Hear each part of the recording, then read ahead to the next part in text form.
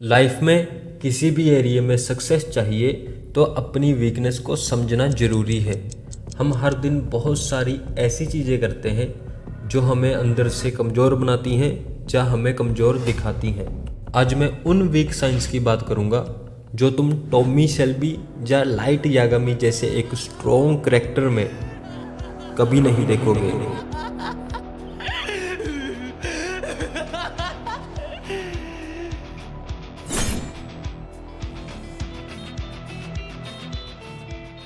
अगर लाइफ में बहुत आगे जाने का प्लान है तो तुम्हारे पास इमोशनल कंट्रोल होना बहुत ज़रूरी है, क्योंकि तुम्हें लाइफ में बहुत कुछ देखना पड़ेगा।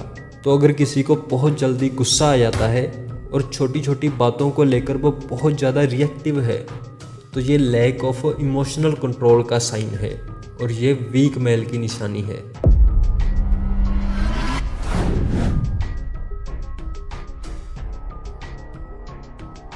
21st सेंचुरी इंफॉर्मेशन और डाटा का दौर है, जहां पर इंफॉर्मेशन के थ्रू प्रॉक्सी वॉर्स लड़ी जाती हैं। तो ऐसे में तुम कभी भी एक साइड की इंफॉर्मेशन देखकर सच क्या है ये डिसाइड नहीं कर सकते, क्योंकि हर कोई अपने बेनिफिट के हिसाब से तुम्हारे माइंड को फीड कर रहा है। पर कुछ ऐसे लोग भी हैं जो फर्स्ट गो में कुछ भी इंटरनेट पर देखते हैं और उस पर आंखें बंद करके यकीन कर लेते हैं, और हमारा देश इस तरह के लोगों से भरा पड़ा है।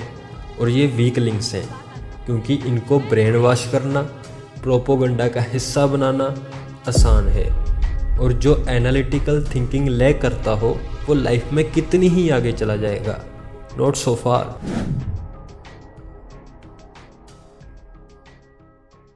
हम लड़के जब किसी लड़की को दिल से प्यार करते हैं तो उसके लिए कोई भी हद तोड़ सकते हैं।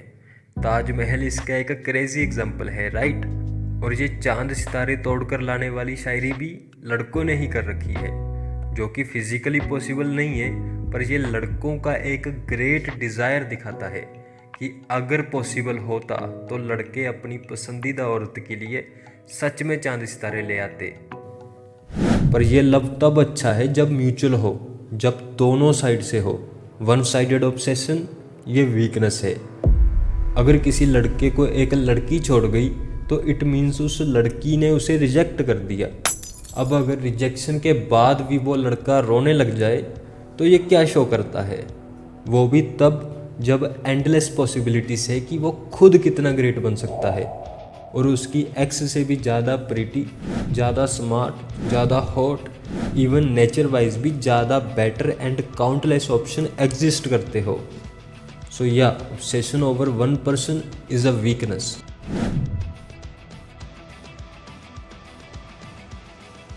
वॉयलेंस को कभी भी अच्छा नहीं समझा जाता, और ये अच्छा है भी नहीं। जो इंसान बिना वजह किसी दूसरे इंसान को दुख दे, चाहे वो इमोशनली हो या फिजिकली, उससे बुरा इंसान भला कौन होगा? पर कभी कभी वॉयलेंस को रोकने के लिए वॉयलेंस करनी पड़ जाती है।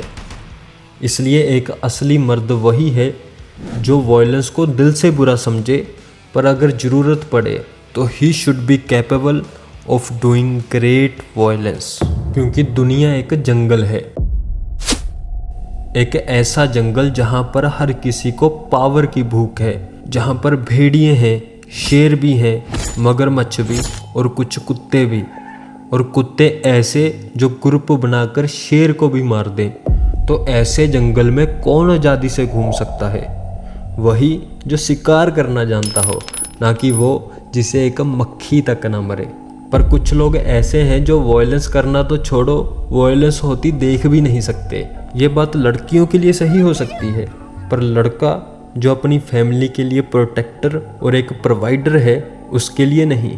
अगर वो थोड़ी सी भी वॉयलेंस नहीं देख सकता, then he is a weakling.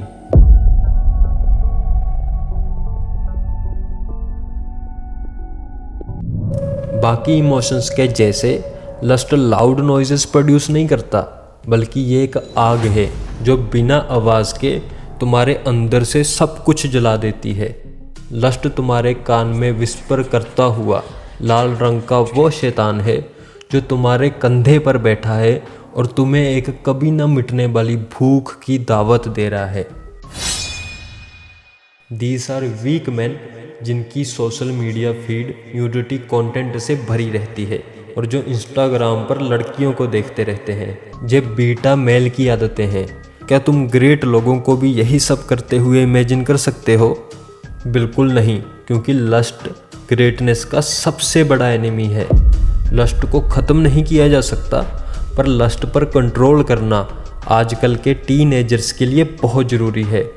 Lust एक भेड़िए जैसा है जो जब तक कंट्रोल में है सब सही है, और जब कंट्रोल से बाहर हो गया तो सबसे पहले तुम्हें खाएगा, फिर तुम्हारे लव्ड वंस को तकलीफ़ पहुंचाएगा, और उस तकलीफ़ का सबब भी तुम ही होगे।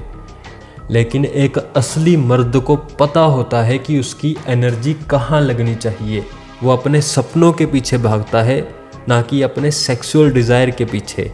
सो ऐसा कंटेंट देखो जो तुम्हें इंस्पायर करे, ना कि तुम्हें पीछे ले जाए।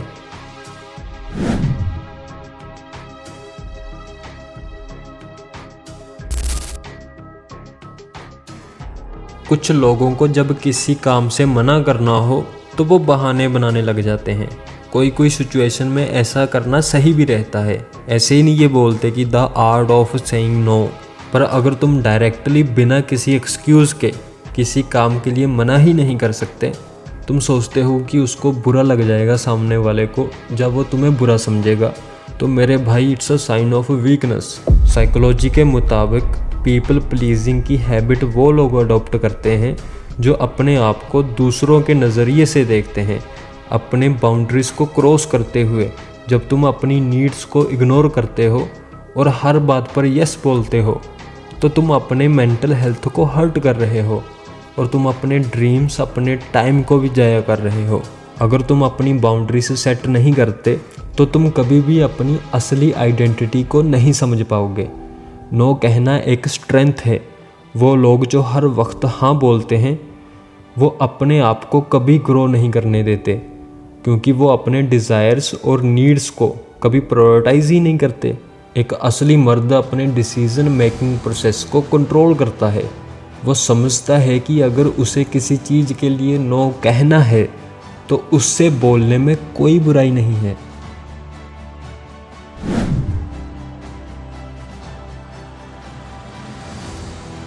बिना विज़न और पर्पस के जीना एक रास्ते के बिना सफ़र है। मतलब तुम सफ़र कर रहे हो पर तुम्हारे पास कोई डायरेक्शन नहीं है।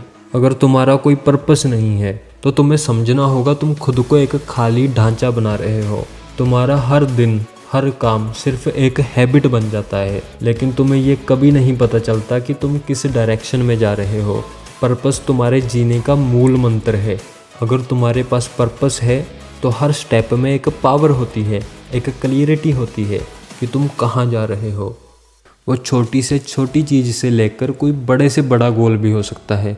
हो सकता है कि तुम सिर्फ इतना डिसाइड कर लो कि मैं एक फाइटर बनूंगा, मैं मार्शल आर्ट सीखूंगा, या मैं एक रैपर बनूंगा, या मैं कुछ भी करूंगा अपनी लाइफ में। अगर पर्पस है तो 9 to 5 भी करो, कुछ भी करो, हर चीज़ में मज़ा आता है। और अगर तुम्हारा पर्पस नहीं है तो तुम कुछ भी कर लो, तुम जॉब करोगे, वो सिर्फ तुम्हारी एक हैबिट बन जाएगी और तुम अंदर से कभी खुश नहीं रह पाओगे।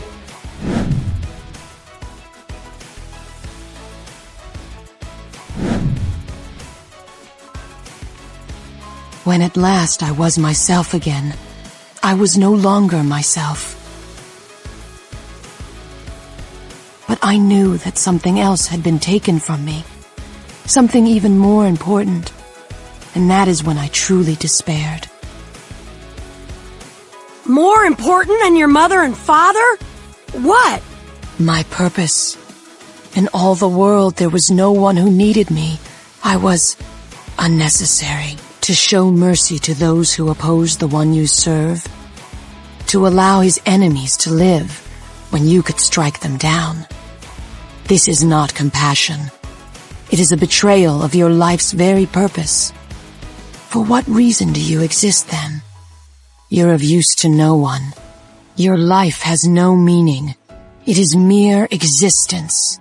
Day after day of pain and struggle, signifying nothing. Why is it you're so determined to be Hokage? Because you want all eyes in your village to look on you and recognize you as a great ninja.